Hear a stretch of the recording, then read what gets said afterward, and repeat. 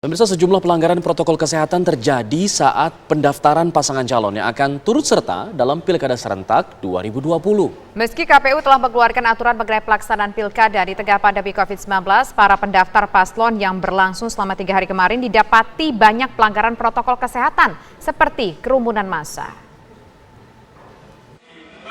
Pasangan bakal paslon Bupati dan Wakil Bupati Manggarai, Nusa Tenggara Timur gencar mengerahkan massa di tengah pandemi COVID-19, padahal Bawaslu dan kepolisian sudah mengimbau para kandidat untuk membatasi jumlah massa yang hadir.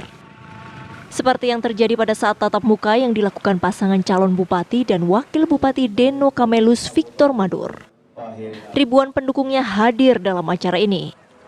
Protokol kesehatan seperti saling menjaga jarak dan tidak berkerumun pun dilanggar.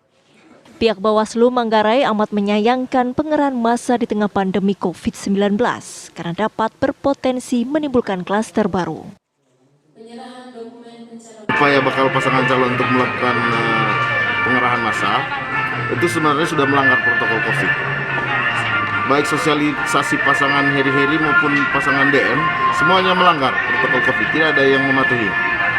Semuanya melanggar. Karena itu sebetulnya kami berharap bakal pasangan calon dan partai pengusung juga harus lebih sensitif terhadap isu atau terhadap fenomena COVID-19 untuk mereka secara sadar berupaya untuk benar-benar mematuhi. Tapi untuk konteks penetapan pasangan calon tanggal 23 September sampai pada masa kampanye, kami pastikan karena itu penuh di bawah pengawasan Bawaslu, kami pastikan itu tidak boleh terjadi. Kerumunan massa saat pendaftaran Pilkada juga terjadi di Banyuwangi, Jawa Timur.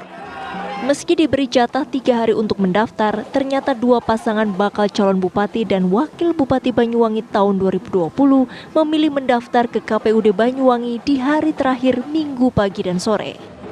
Meski diberi jatah 3 hari untuk mendaftar, ternyata 2 pasangan bakal calon Bupati dan Wakil Bupati Banyuwangi tahun 2020 memilih mendaftar ke KPUD Banyuwangi di hari terakhir Minggu pagi dan sore. Dan tentu saja pendaftaran mereka diikuti para pendukungnya masing-masing yang jumlahnya terbilang banyak. Kerumunan massa terjadi sejak saat bakal paslon Bupati dan Wakil Bupati berjalan kaki hingga di depan kantor KPUD. Saat prosesi ini, peraturan Menteri Dalam Negeri terkait tetap menjaga protokol kesehatan pun terabaikan. Di Indramayu, Jawa Barat, proses pendaftaran pasangan bakal calon Bupati dan Wakil Bupati Independen dihadiri ribuan orang pendukung. Saat akan mendaftar ke kantor KPUD Minggu kemarin, pasangan ini berikut ribuan simpatisannya berkonvoi dengan puluhan kendaraan baik roda 2 maupun roda 4. Lagi-lagi protokol kesehatan seolah dilupakan. Aturan tidak berkerumun dan saling menjaga jarak tidak dipatuhi, malah dapat dijumpai di antara simpatisan mereka yang tidak mengenakan masker. Padahal Komisi Pemilihan Umum telah membuat aturan baru untuk pelaksanaan Pilkada di tengah pandemi COVID-19. Aturan yang tertuang dalam PKPU nomor 6 tahun 2020 diharapkan dapat meredam munculnya klaster baru. Tim TV One mengabarkan.